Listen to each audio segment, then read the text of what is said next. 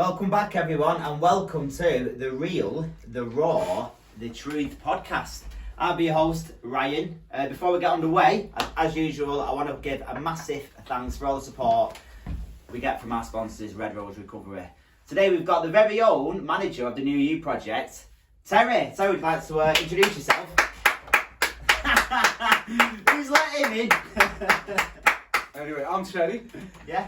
new manager of the New You project, and people say it could potentially be the most exciting project in Red Rose at the minute.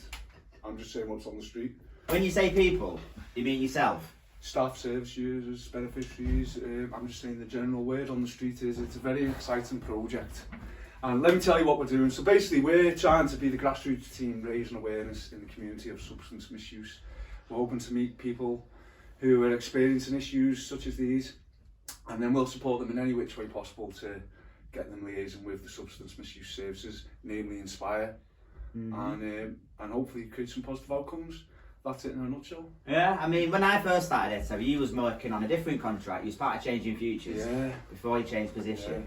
Do you find the two similar, or is it completely different aspects? I feel fortunate in that I think Changing Futures is a really, what's the word I'm looking for? You learn so much every day on Changing Futures.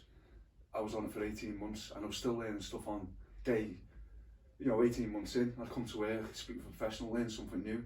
And all those skills I've learned from Changing Futures are going to make this job a lot easier. I've got a big network, I know quick referral pathways. I've improved in the way I support people on a psychosocial level. I know how to have them deep and meaningful conversations now. Pete Yarwood quote for you there. Cha-ching! That's the first brownie point. But it's true, because when I first started I knew how to support people and I was doing a good job, but I feel over the last 18 months I've become slicker in how I deliver the support, and I've become just a bit of a better sort of connected individual within the recovery community. Yeah, of course you do. I mean, you learn a lot. You learn a lot in there. And everyone's story is unique. Of course it is. Yeah, everyone's unique. I mean, it is a lot of transferable skills. If you manage and change your futures, you can transfer a lot of them over. But that's more on the professional side of things. What transferable skills Terry's got? Like, why did you choose this field of work? Because I know you're into your music, really, aren't you? Yeah. It's slightly away from that, isn't it? Tricky one. I still ask this. It's like I'm sat on the fence as to whether to believe in destiny. I've been sat on that fence for decades. But what basically happened was I was a musician for most of my life. Guitars have been my passion since day one.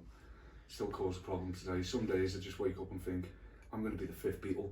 Pack my job in, and I've done that many times. End of my life, I'm going to be the next fucking Beatle. Sat there in my house 12 hours a day, thinking, yeah, it's going to plan. Then 12 months of eating beans, you realise it's not going to plan. But that's my passion. So COVID hit, and for some reason, like many other industries, musicians couldn't work. My income was basically split in two. I used to gig twice a weekend, and I'd teach students through the week, and they would combine and make a full-time income. So the government wouldn't allow us to teach one-on-one or face-to-face. We weren't allowed to gig, all the pubs were shut. This went on for 18 months. It destroyed the industry, and everyone left it. And that's basically it. So Jordan has realised, you know what? I love music. I'm working in the industry just to say I'm working in the industry I love. But it's doing me head in. In effect, I'm sat there with a 6-year-old every day, half an hour, next half an hour, and I do that 60 times a week. My head's mashed. I'm not becoming the fifth Beatle I thought I'd want to be. So I thought, you know what, I'm going to scrap it off. So just I was thinking about stepping out of music. Bizarrely, and this is weird, I fall in muck and come out smelling roses. Me, the opportunities I get are bonkers. I become a joiner without any qualifications. The company took me on, trained me up to be a joiner, so I've done that through most of COVID. And then I was in a relationship with a girl from Liverpool, lovely girl. I was speaking to her the other night, and we were just on different paths, Great relationship, never argued, there was just no connection. She wanted to stay in Wavertree, I wanted to stay around here, and I got off the council flat, West Lancs Council, over near Southport way, so I jumped on that. I was still working to Skem, and then I thought, I'm sick of this, you know what, I'm going to start looking for opportunities in Preston, And then I come across Red Rose. To be honest, I thought I was applying for a delivery, one of these recovery trucks that go around. Yeah. I'm still disappointed it wasn't that. No, I'm only joking. But no, I was previously a youth worker during the austerity years, just as the government at the time destroyed and decimated the youth service. So those outreaching skills were ticking boxes for the experience for this job with the Changing Futures. And I'd also ruined my life 10 years earlier, and with substance misuse, criminality, more substance misuse, then a bit more criminality.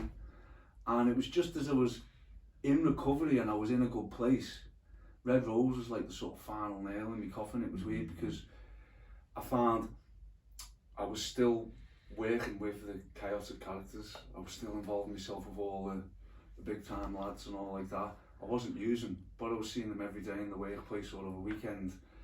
As I've started working with Red Rose, you're connected with similar people. Yeah, big time. Like, I can see me and Scott getting on really well years ago. Same with you. A lot of us, we're all kidders, we're all reformed kidders, but you know what they say, you can't kid a kidder.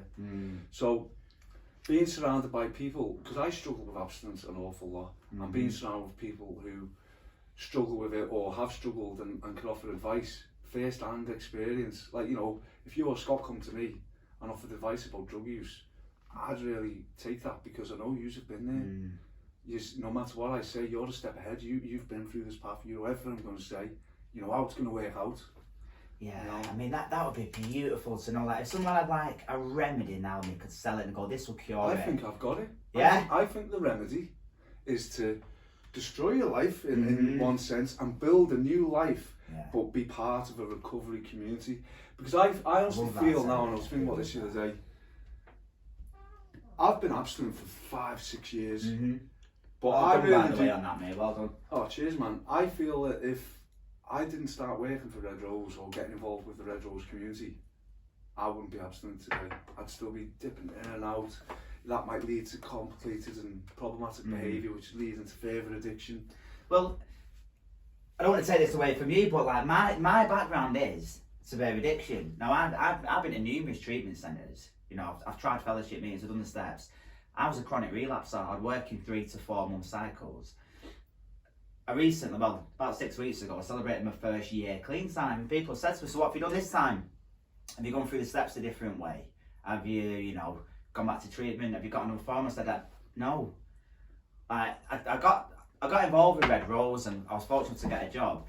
And the only thing I put it down to is, you touched on it then, you're in and around them people on a day-to-day basis, but on a deep level than that, I find having a purpose. Yeah. I'm fulfilled in my job, and I think purpose and fulfillment, to me, help massively against addiction.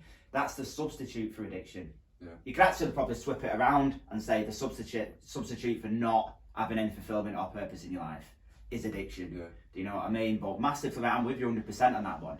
I just keep doing it. I enjoy that process. I get up and I get in and I get involved, and the other things seem to fall into place around me. Yeah. Call it destiny. It's weird, isn't it? It is very, yeah. Like even now, I'll be walking down the street with my dogs, and I can't believe I've got this life, and it's not a special life. I've got a job. I struggle with my bills, but I'm happy. You know what I mean? That is special. But I'm not out there robbing pizza to pay Paul, doing moody shit to get the shit I need, as you do. That is special. I mean, if you can relate to what we offer here, I mean, some people will have no understanding of this other lifestyle, but speaking from my own experience and a lot of people that I work with, staff, volunteers and beneficiaries, our background, we didn't have relationships, we certainly did not have jobs. No. If you wasn't in prison, you were doing all right. Yeah. Do you know what I mean? Or sleeping rough. So have a job where you're paying your bills and you're being a responsible adult and you're staying out of trouble and you're waking up with that peace of mind where you can go and walk your dogs and you're not looking over your shoulder for an enemy or the police. That is magical. It's mad. Do you know what I mean? It's mad. So I feel that the skills we've taken from our own experiences help us in this role a lot. But, yeah. I think you've got to have a unique personality to work for Red Rose as well, and we've all got that sort of unique personality. We're all very approachable, and a few of us are quite funny, a few aren't. Yeah. Well, I do. I mean, I don't know about yourself. I do most days. Don't get me wrong. I have my challenges in work. Most days I enjoy coming into the office because, like you say, there's that fine line between genius and insanity. They say, and I think a lot of us live on that line. That's me. Speaking of genius or insanity, did you see the recent UFO disclosures by the American government? I didn't, mate. What do you think of them? What do I think of them? Well, I think that the UFOs could potentially be God. Or in fact, vice versa. In fact, maybe we've been ascribing divine attributes to these UFOs that we've mistakenly been describing as God in the old scriptures. What do you think about that? Could be. About that? Theories. Jesus is an alien.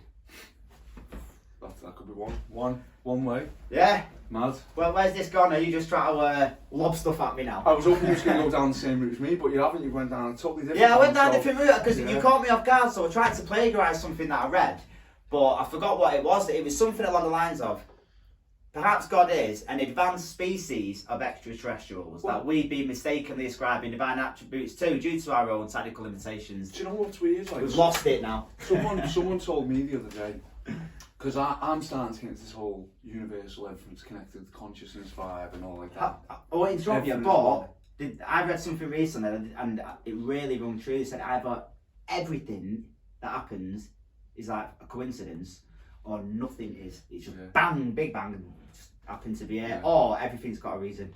Well, someone was telling me, and anyone who's religious, please don't quote me on this because I don't want to cause murder, but they were saying that Jesus also believed everything was connected, we're all one. Mm-hmm. And the term Christian was a take on Christ I am, Christ is in me, it's all in us, and it's all connected. I thought, oh, that's very interesting, that. Yeah, I read that. It's probably wrong. No, I read the New Testament. I enjoyed it, and what I really found fascinating, Jesus was basically a nice person. He was like, let's help cure the sick and feed the poor. Yeah. And human beings crucified him. And if you actually read into it, so you say you're the Son of God, if you say so. He never actually went out saying that. Yeah. It's mad, isn't it? It is mad. It is mad. Just been told, got 3 minutes by Scott. I'm going to take this as an opportunity because this is a great little setup, this. Mm-hmm. I overheard a whisper that these were quite expensive, but I'm also going to point out, he's got no milk in his brew. I'm using soya and almond milk, Scott. This is not acceptable, mate. You know, you're putting on podcasts like this, you've just got Mike the director in. I hope he had milk. Mate, listen, we spent every bit of money in the pot on this kit, so no one's having milk or sugar for the next 4 you watch years. Joe Rogan, Theo Von, they've got milk in their brews. I heard that he just has an empty cup. I don't know. It's just for show, his cups. Who's your favourite podcaster? Russell, and I can't say Russell Brand. Me! Russell Brand when he gets the all clear. He's took a... I don't think he's getting the all clear, Ryan. You might want to delete that part. Get on to edit. Get on to edit. I think I've got more subscribers than him at the minute. Yeah. But, yeah. I've been watching a lot of Joe Rogan lately. Mike Tyson's getting really popular, Mike isn't he? Tyson. He's funny. Do you know what I read? Before, So yeah, Scott's just... he's... giving all this behind the camera. thought he wanted to play charades. TV, 2 words, TV program. I think he wants us to wrap up, Terry. So, no, he's saying, plug my channel, but it's not really worth plugging, but I will anyway. I've got a little cheap guitar channel on YouTube called Terry Jacobson, original title. Just anyone wants to learn guitar, there's really rubbish, low quality videos which keep getting reminded of people just going, rubbish video that, why are you bothering? It's like, oh God. But yeah, just if you want to learn a chord, there's a video for every chord, there's scales, there's me talking about stuff, it's loads Get of fun. involved in Terry's music group. Terry facilitates a music group from Red Rose office. What day is it, mate? Free guitar lessons every Tuesday, 3:30 till 4, straight after men's group. So Get it's down. great to tie in with men's group. Yeah, get down. We've got one band formed, we're hoping to start another couple over the next few weeks. Yeah. And we're just hoping to get a recording studio or somewhere based in Preston to rehearse regular. Yeah, mate, that would be There we go. brilliant. There is, guys, there's a lot going on. So, Terry does the music group, football, men's group, athletics. Listen, if you want to get involved, as I always say, if you are struggling, please connect. If you know someone who's struggling, brother, sister, wife, cousin, Reach out. reach out, get referrals sent in, pop down and see us. We're on Loon Street in Preston. Until then, thanks for watching and stay safe. Everything's on the subscription below. See you later.